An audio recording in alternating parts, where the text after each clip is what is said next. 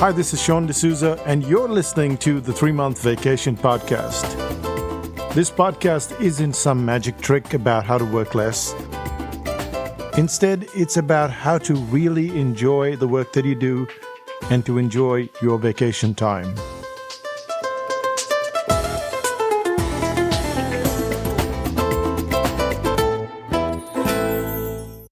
Hi, I'm Sean, and you're listening to the 3-Month Vacation.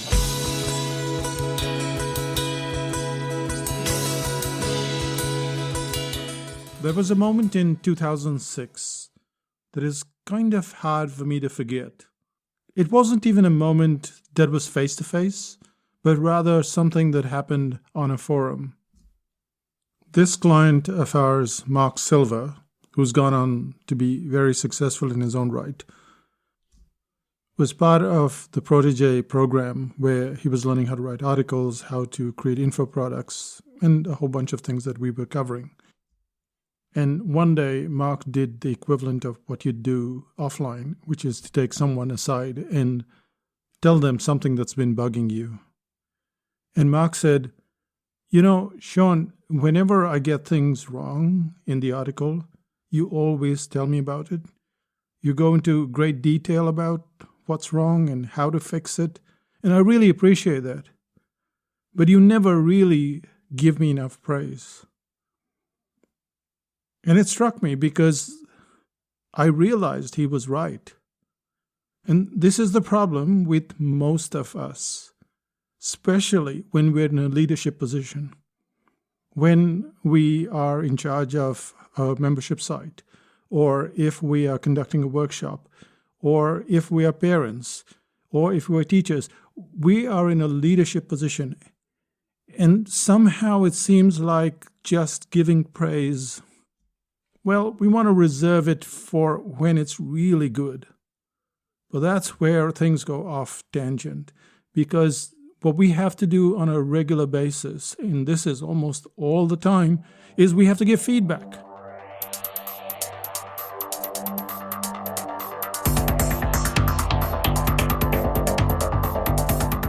And nobody wants to hear feedback. They say, "Please tell me if something is wrong." But the moment you tell them what is wrong, they can only take so much of it. And then they struggle. They get defensive. They want to push back. And that pushes you back because you don't want to say bad things, but you still have to correct their behavior, correct what they're doing. And this podcast is about feedback and how to give that feedback. And I wish I could say that I came up with these ideas myself. But feedback is an area that is just so well known and so little is known about it. Until I ran into Randall Stutman. And if you say, "Who's Randall Stutman?" that's the whole point. The whole point is that this is a guy who runs Admired Leadership, which is a company that trains the very best leaders. And what I like best about Randall Stutman is that he looks at how people behave and how you can use that behavior to make better leaders, better teachers, better parents. He looks at the things that work and then how to very effectively use them in day-to-day life. Because there is a difference between technique and behavior, as he suggests, which is you know a technique, but it's impossible to become good unless it's part of your behavior. As something that you do every day, because that's what we do every day. We give feedback every day. We don't always give praise every day, we give feedback every day. And this podcast is about feedback. And my suggestion is for you to listen to this podcast at least a couple of times and possibly make notes, not because of anything, but because it will help you move it from just information, just a technique, into real behavior, simply because it's something that we have to do all the time, and we're pretty hopeless at it. So what are we going to cover today? We're going to cover 3 things. All of these ideas are Stutman's. I'm just a messenger. So the first thing that we're going to cover is positive versus negative feedback. We think we know this. We're going to find out differently. The second is the negative balance of feedback. And the third is the positive balance of feedback, which is also pretty terrible. Let's start out with positive versus negative feedback.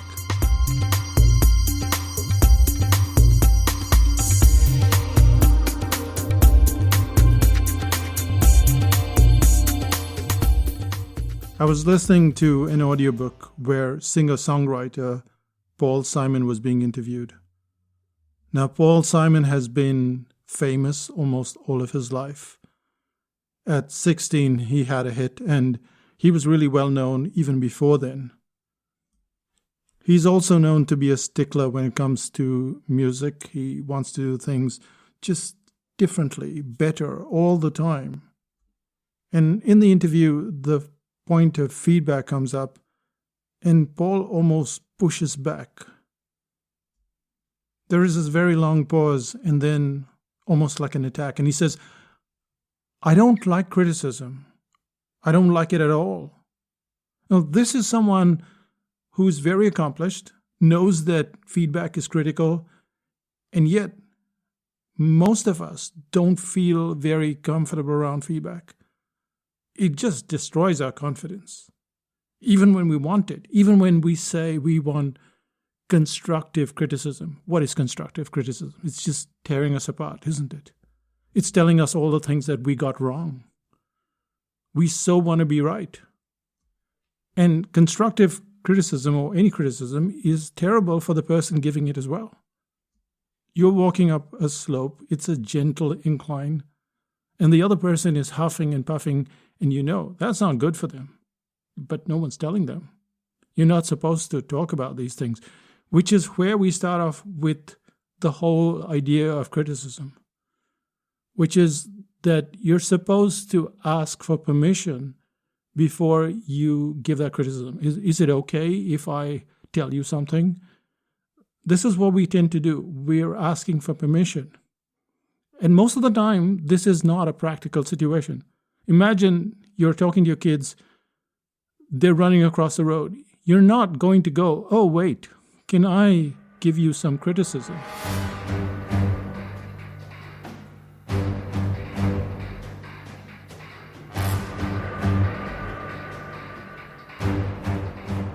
Even when someone says, can you critique my article? Can you critique my sales page? Can you do this or can you do that? They are not essentially asking you to rip up all their stuff. And you can't ask for permission. So we're in this situation where we're always struggling to give that criticism because we want the situation to change. Sometimes we desperately need that situation to change because it's annoying or it's slowing us down. But there are other times when they want it to change and we're stuck almost always when it comes to criticism. And I know this is a long preamble, but this is the situation that we find ourselves in. And this is where Stoutman's idea is so beautiful. He starts off by saying how we all are taught to give criticism, which is you say one good thing and then, that kind of softens the impact. And then you go, oh, but you also made a mistake here.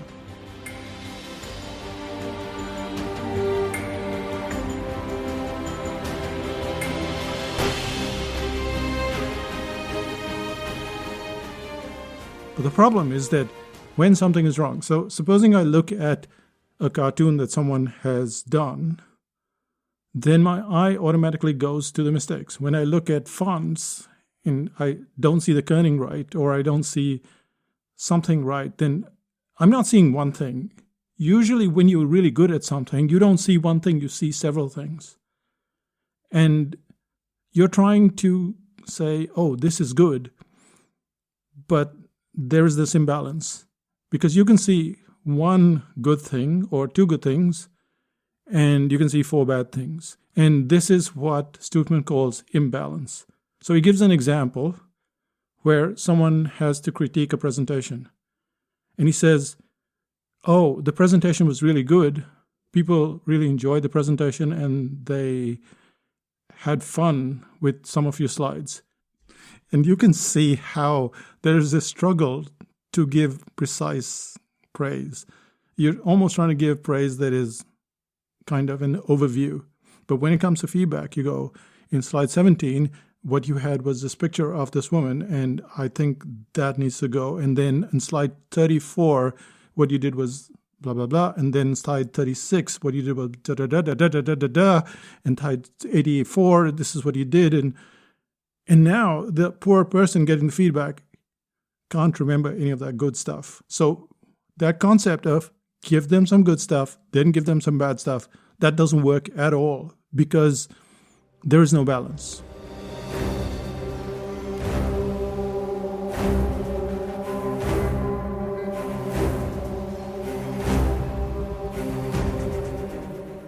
When the waiter asks us, how did you find the food?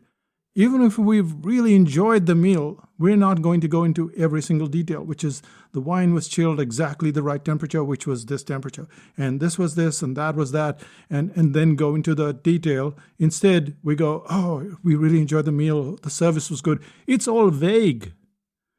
But look at the feedback. It's so detailed. And this is the first problem, that there is an imbalance in the praise and the feedback.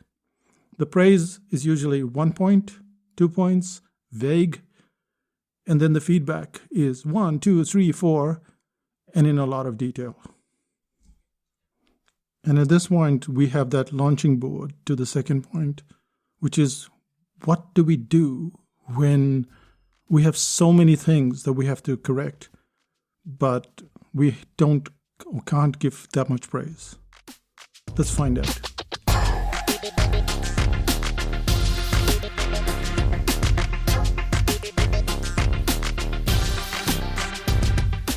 One of the people that I chat with most on WhatsApp is a cartoonist, writer, and painter called John Weiss. Now, John also takes photographs, and I often send him these photographs that I take of businesses in New Zealand. I go into a business and maybe it's a fishery, and I'll take 200-300 photographs and I'll post about 30 in an album online. The thing that John does really well is he'll take screenshots of the pictures that he likes, and then he'll go into a lot of detail, sometimes even a paragraph, about why he likes those pictures, what he finds so fascinating about those pictures. And when I wake up the next morning, that's a great start to my morning. At 4 o'clock, I'm on WhatsApp looking at what John has sent me. Do I know that the pictures are good? Of course I do. I've grown very confident and very comfortable taking pictures of people.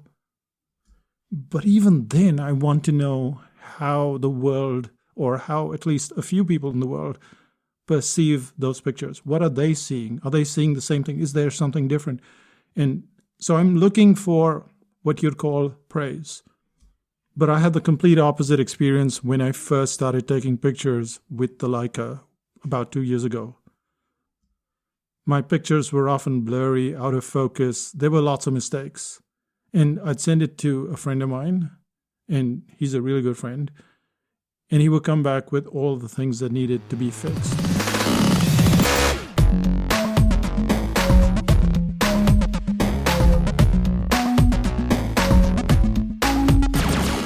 Now, the problem with me is that once I get into something, whether it's photography or drawing or anything, I'll keep going and going and going every single day, 5-7 days a week. And so I would send him these pictures every day. So what he is doing is a great service. He is taking time off from his day-to-day life, from whatever he has to do, to give me this detailed feedback. But it got to a point where I didn't want to hear from him. So I stopped sending many pictures. I didn't want to know what was wrong with my pictures, even though I knew that it would make me so much better. In fact, even today when I go out and I take the pictures, I'm going, what would he say? Is this picture in focus? Is this in place? Is that in place? So his voice is still in my head, but I didn't like that feedback. I couldn't take that criticism on an ongoing basis.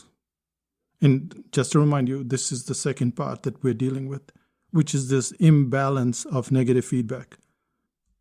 What Randall Stutman says is that when you have very little praise to give, then stretch yourself. Find at least one or two things that are really good, and then go into a lot of detail. Don't just give an overview about something and just say, this was really good. Your presentation was fabulous. I really liked it. I liked the way that the crowd responded. What is it about the presentation? So just as you did and said, slide 17 had this missing, the fonts were wrong, da-da-da, you're still on slide 17. Well, how about doing that for slide 15, which you thought was good? That's the equivalent of John Weiss isolating something and sending me that picture. And then I know, well, out of those 30 pictures, which are almost like slides, he liked this one, and here's why he liked it. And he goes into that much detail. And then he goes into the second one, which is that much detail.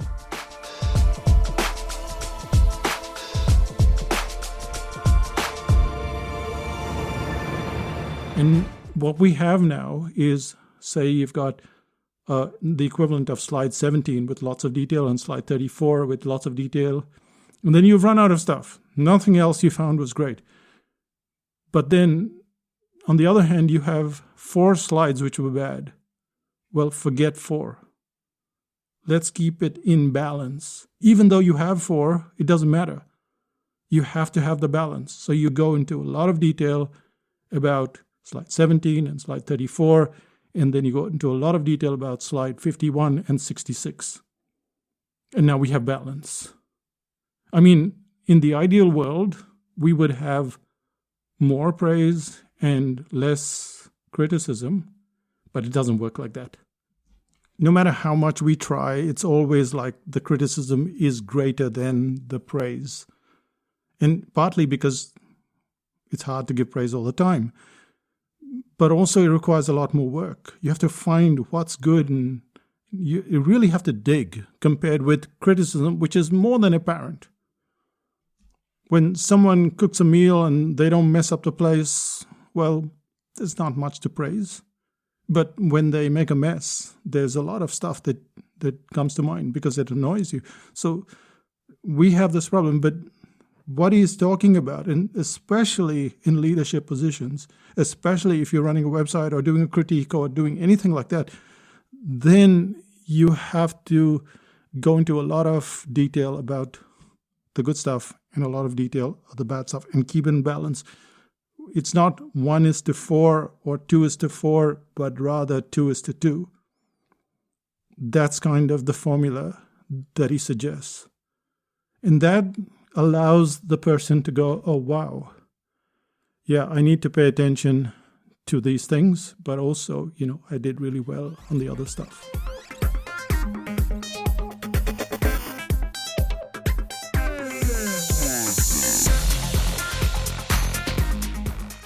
We started out this podcast with just the balance 1:4, and that was completely out of whack. Then we went to the second kind of balance, which is, okay, you've got more negative, and how do you work with it? But the third thing is just as important, and that is positive feedback. Studman talks about some leaders who get praise, and they get more praise, and they get more praise, and more praise. And they're like little kids, aren't they? They're like these parents who are going, good job, good job, good job, good job. They're never really fixing or giving precise feedback. And then one day the kid suddenly runs into someone else who says, no, this is not a good job. This is not as wonderful as you think it is. And they don't know what to do. They're struggling, and they think that person is wrong. Of course, that person hasn't balanced it. But they think the person is wrong because their parents and their teachers and all the leaders in their lives, all the people above them have given them positive feedback, which is unreal.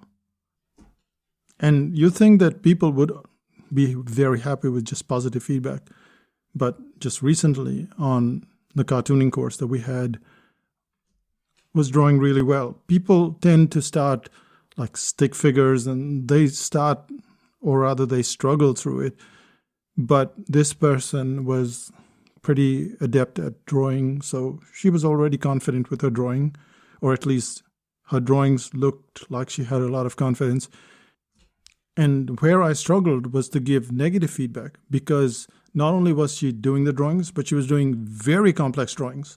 When people learn a new skill, they tend to stay with something that's as simple as possible so that they can get it right. And she was doing extremely complicated drawings that I could not fix. And so I would say, this is really good. And she wanted to hear that, but she also wanted to know what she could fix. It was completely pointless going through a course where the teacher says, you've already done this really well, and that really well, and that really well. It's like, what is this course about? Do I not improve in some way? How am I going to fix? If I'm already really good at it, I'm already a genius at it, why am I doing this? And so that's the flip side of things. So we have to have this balance, and we also have to finish this podcast so that there's some balance.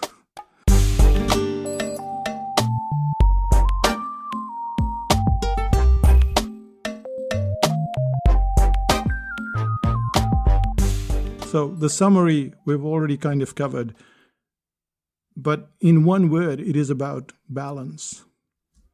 And Stoutman, he underlines these words, even though it's kind of the same word. He says you want to give detailed, elaborate, vivid feedback, because that's what we already do with the bad stuff. But let's move it to the good stuff as well. Detailed, vivid, elaborate feedback. And that's how people then await your feedback, because they know there's balance. And that's the one thing that you can do. That's the one thing that I have to do, because every single day, that's what I have to do at 5000 BC in the membership site when someone asks for a critique, or when someone posts something, or even an email. That's what I have to do. Primarily why I've done this podcast is to underline this idea for myself when I next deal with anybody. And I hope that you'll put that balance in place as well. Vivid, detailed, elaborate. And with that, let's find out what's happening in Psychotactics land.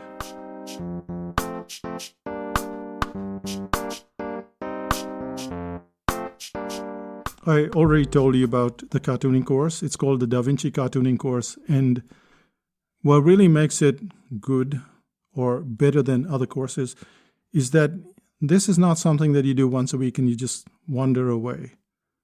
Every day you have an assignment, and the assignment is based on just one topic. So you get the topic at the start of the week and you just keep going 4 days a week.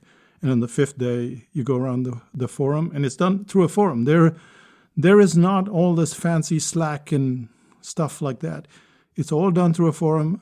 Why? Because it is far by the most effective system that doesn't have distraction. And you'll find that out when you join any course. But the cartooning course also is done that way. And it takes you from somebody who says, I can't draw, I don't have any drawing genes in my family, I just draw stick figures, I draw like a 6-year-old. You'll be stunned at how good you can become in the next 4 months. So that starts, but you have to go on the waiting list. So go to psychotactics.com/DaVinci, that's DaVinci. Get on that list and learn how to draw. And learn how this concept of talent, which you've been told about your whole life almost, is not as correct as it seems. That with the right teacher and the right system and the group is very crucial. You will become whatever you want to be. But first, let's start with cartooning, okay? Because it's a lot of fun. I'll say bye for now, and we'll see you in 5000 BC.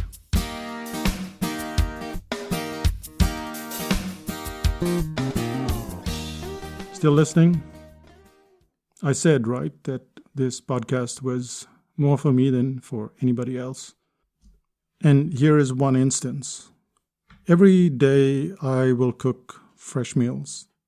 For lunch and dinner, we have fresh meals. We don't have anything in the fridge except for beer and maybe ice cream. But On certain days, one day we'll go out to dinner. And usually what we'll do is we won't eat the whole meal. We'll put half of it, because it's an Indian meal and they serve quite a lot. And we put half of it in containers and bring it back home. So next day we have leftovers. And usually what Renuka will do is take all of the dal and the rice and all of that and put them to heat them, of course, because we don't have a microwave either. So they're all being done on the stovetop. And she'll heat the rice. And she'll make it hot. And the way I grew up was rice had to be at room temperature. And so that's the one thing that I will pick on. I will not notice all the other stuff she's done. I will notice that the rice is hot. And I will complain about it. And it's not like that behavior has changed because she still makes it hot. So obviously the way I'm giving feedback is not helping her fix that problem, and the problem recurs. And this is not her fault, even though it sounds like I'm saying it's her fault. It's me. When we do the feedback in balance, everything seems to work out. So yeah, this was for me. I hope it works for you as well. Bye-bye, and see you in 5000 BC.